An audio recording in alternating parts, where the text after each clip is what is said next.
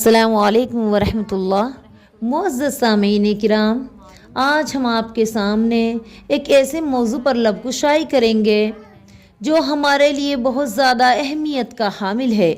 وہ موضوع ہے جہیز ایک لعنت، کیونکہ آج یہ لعنت ہمارے معاشرے میں بہت تیزی کے ساتھ پنپ رہی ہے۔ آئیے تقریر شروع کرتے ہیں۔ الحمدللہ نحمدہ و نصلی علی رسولہ الکریم، اما بعد، اعوذ باللہ من الشیطان الرجیم، بسم اللہ الرحمن الرحیم۔ قال اللہ تعالی فی القرآن المجید، الرجال قوامون علی النساء۔ آج جو حالات ہمارے سامنے ہیں اور جو معاشرے کی صحیح تصویر ہمارے سامنے آ رہی ہے، اسے دیکھ کر آنکھیں اشک بار ہو جاتی ہیں، دل بے چین ہو جاتا ہے کہ اے میرے مولا، ہم انسانیت کے زمن میں ہیں یا درندوں کے کسی جنگل میں زندگی بسر کر رہے ہیں۔ ایک ایک لمحہ، ایک ایک منٹ انسانیت کے ساتھ زندگی گزارنا دشوار ہو گیا ہے۔ آج انسان سے ڈر رہا ہے، انسانیت کے نام سے خوف معلوم ہو رہا ہے۔ سمجھ میں نہیں آتا کہ انسان کی شکل میں یہ درندے کہاں سے آ گئے ہیں۔ شیطان بھی انہیں دیکھ کر شرمندہ ہے۔ ہم روزانہ اخبارات پڑھتے ہیں کہ ایک نئی نویلی دلہن کو آگ لگا کر جلا دیا گیا، کسی بوڑھے باپ کی لاڈلی کو پھانسی سے لٹکا دیا گیا، کسی بھائی کی بہن کو زہر دے کر موت کے گھاٹ اتار دیا گیا۔ ہر طرف نوجوان بہن بیٹیوں کی چیخیں پکارے ہیں۔ ان زخمی بہن بیٹیوں کی حالت دیکھ کر دل یہ پوچھنے پر مجبور ہو جاتا ہے کہ کس جرم کی وجہ سے ان کو یہ سزائیں دی جا رہی ہیں، کس گناہ کی پاداش میں ان پہ پیٹرول چھڑک کر آگ لگائی گئی، کس خطا پر ان کو پھانسی کے تختے پہ چڑھایا گیا، کس وجہ سے ان کو زہر دے کر ابدی نیند سلایا گیا۔ مسلمانوں، جواب یہی ہوگا، ان کا گناہ ان کی غریبی تھی۔ معزز سامعین کرام، اللہ تعالیٰ نے صاف اعلان فرما دیا، اور رجال قوامون علی النساء، کہ ہم نے مردوں کو عورتوں پر حاکم بنایا۔ اس آیت میں اللہ تعالیٰ کے فرمان کے ذریعے مردوں کو ان کی حیثیت، ان کی اوقات، ان کی وسعت اور ان کی ذمہ داریوں کو واضح طور پر بیان فرمایا گیا ہے کہ اے مردوں تمہاری حیثیت کیا ہے؟ تمہاری حیثیت قوام کی ہے، یعنی سردار کی ہے۔ تم پر لازم ہے کہ تم محنت سے کام کر کے حلال کمائی کے ذریعے اپنے بیوی بچوں کی پرورش کرو۔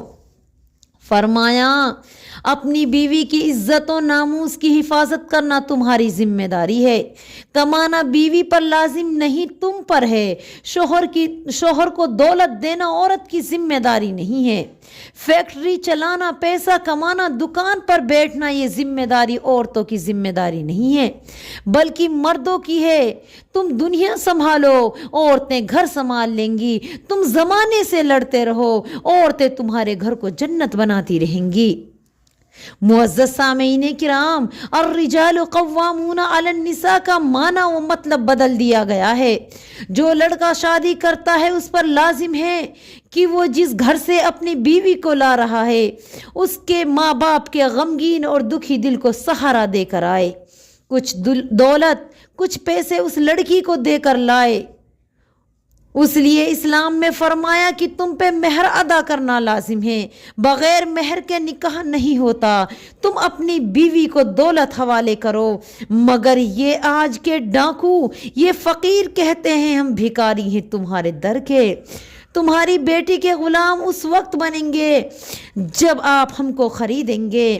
بیٹی والا پوچھتا ہے تمہیں کیا چاہیے، تمہاری فیس کیا ہے؟ بڑے فخر سے کہتے ہیں 10 پاس ہوں، سپلینڈر موٹر سائیکل چاہیے، MBBS ہوں، مجھے ماروتی کار چاہیے۔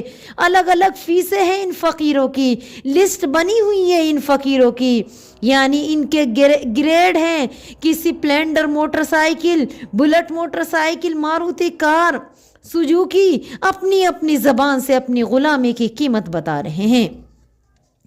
آج کے یہ ماڈرن فقیر ہیں جو نکاح کے نام پر بھیک مانگ رہے ہیں، جہیز کے نام پر بھیک مانگ رہے ہیں۔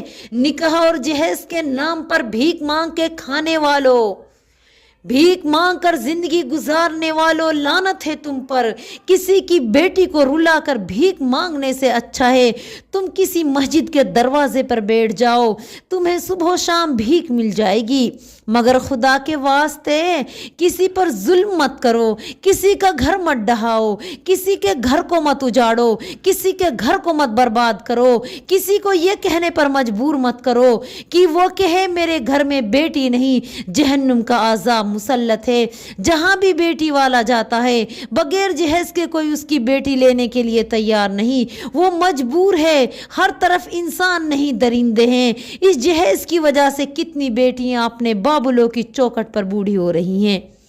سچ ہے جواں بیٹی گھر میں بیٹھی عمر اپنی گزار رہی ہے، جہیز کے خاطر کیا کے صدمے میری گڑھیا اٹھا رہی ہے، کتنی زنا اور بے حیائی کے راستوں کی طرف جا رہی ہیں، کتنی تو غیر مسلمانوں سے شادی کرنے پر مجبور ہیں کیونکہ وہ جانتی ہیں کہ ہمارے ماں باپ ہمارے جہیز کا خرچہ کہاں سے لائیں گے۔ افسوس افسوس صد افسوس اس قوم کے نوجوانوں پر جو بالکل فقیر ہیں، جو جہیز کے نام پر بھیک مانگ رہے ہیں، اپنے منہوں سے اپنی غلامی کی قیمت بتا رہے ہیں۔ رسول اللہ صلی اللہ علیہ وسلم نے نکاح کو آسان بنایا اور سب سے آسان نکاح کو بنایا، زنا کو سب سے مشکل بتایا اور فرمایا النکاح من سنتی، نکاح میری سنت ہے، جو انسان نکاح کرنا چاہے منٹوں میں کر سکتا ہے، اور زنا کو اتنا مشکل بتایا اگر کسی ایک زانی کو زنا کی سزا دے دی جائے تو دنیا اس سزا سے کانپ اٹھے گی اور دوسرے نوجوان اور انسانوں کو زنا کرنے کا تصور تک نہ ہوگا۔ لیکن آج معاملہ بالکل الٹ دیا گیا، زنا آسان اور نکاح مشکل ہو گیا ہے۔ کوئی انسان کسی بھی وقت کسی دوسری عورت کی آبرو سے کھیل سکتا ہے، جبکہ نکاح اتنی آسانی سے نہیں کر سکتا، کیونکہ نکاح تو رسم و رواج کی جنزیروں میں الجھا ہوا ہے۔ اگر ان رسم و رواج کی جنزیروں کو مرد حضرات توڑ بھی دیں تو کیا کریں؟ اللہ رحم کرے ہمارے گھروں کی عورتوں پر، سارے مرد ایک طرف، عورتوں کی ہٹ دھرمی ایک طرف۔ ہمالیہ کا پہاڑ زلزلے سے ہل سکتا ہے، آسمان ہل سکتا ہے، مگر یہ عورتیں اپنی جگہ سے نہیں ہل سکتی، یہ عورتیں اپنی جگہ سے نہیں ٹل سکتی۔ یہ بولتی ہیں میں جو چاہوں گی وہی ہوگا، جو رسول اللہ چاہیں گے وہ نہیں ہوگا۔ اے نادان عورت، اے نادان عورت، تو بھی ایک عورت ہے، اگر یہ ظلم تیرے ساتھ ہوتا تو کیا ہوتا؟ آج تو عورت ہو کے دوسرے کی بیٹی کو ستا رہی ہے، آج تو عورت ہو کے دوسرے کی بہن کو تکلیف دے رہی ہے، آج تو دوسری عورت کا گھر میں جینا حرام کر رہی ہے۔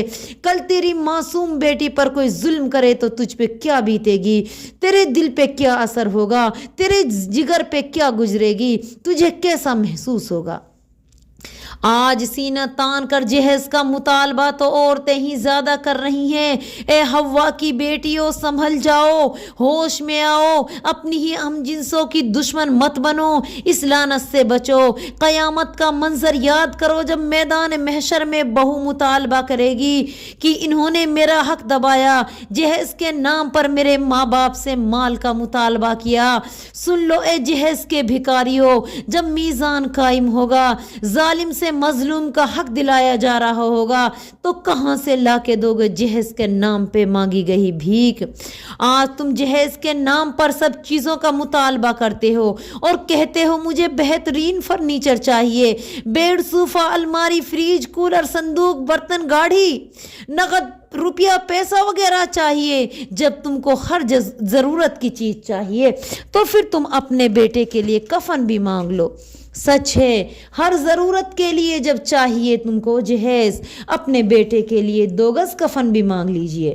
معزز سامعین کرام، میر تقی میر ایک بہت ہی بڑے شاعر تھے۔ جب انہوں نے اپنی بیٹی کی شادی کی تو جہیز کے لیے اپنے گھر کو بیچ ڈالا تاکہ بیٹی کے سسرال والوں کو خوش کر سکے، لیکن وہ خوش نہیں ہوئے اور شادی کے کچھ دنوں بعد ان کی بیٹی کو مار ڈالا۔ جب میر تقی میر اپنی بیٹی کے سسرال گئے اور اپنی بیٹی کے منہ سے کفن ہٹایا تو فرمایا اب آیا یاد اے آرام جاں اس نامرادی میں، اب آیا یاد اے آرام جہاں اس نامرادی میں، کفن دینا تجھے بھولا تھا سامان شادی میں۔ معزز سامعین کرام، میرے نبی پاک صلی اللہ علیہ وسلم نے خود 11 شادیاں کی۔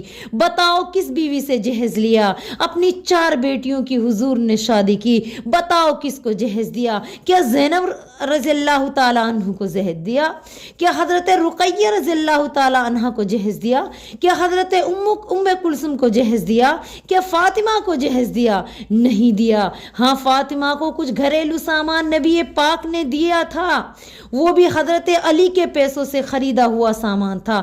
تاریخ گواہ ہے، نہ ابو بکر نے اپنی بیٹی کو جہیز دیا، نہ عمر نے جہیز دیا، نہ کسی اور صحابی نے جہیز دیا۔ خدا را آپ بھی اس لعنت کو معاشرے سے ختم کر دو اور سنت کے مطابق نکاحوں کو آسان اور زنا کو مشکل کرو۔ اب آخری میں اللہ سے دعا کرتی ہوں کہ اللہ تعالی ہم تمام کو اس لعنت سے دور رکھے اور سنت نبوی کے مطابق ہمیں زندگی گزارنے والا بنائے اور جنت میں جگہ دے۔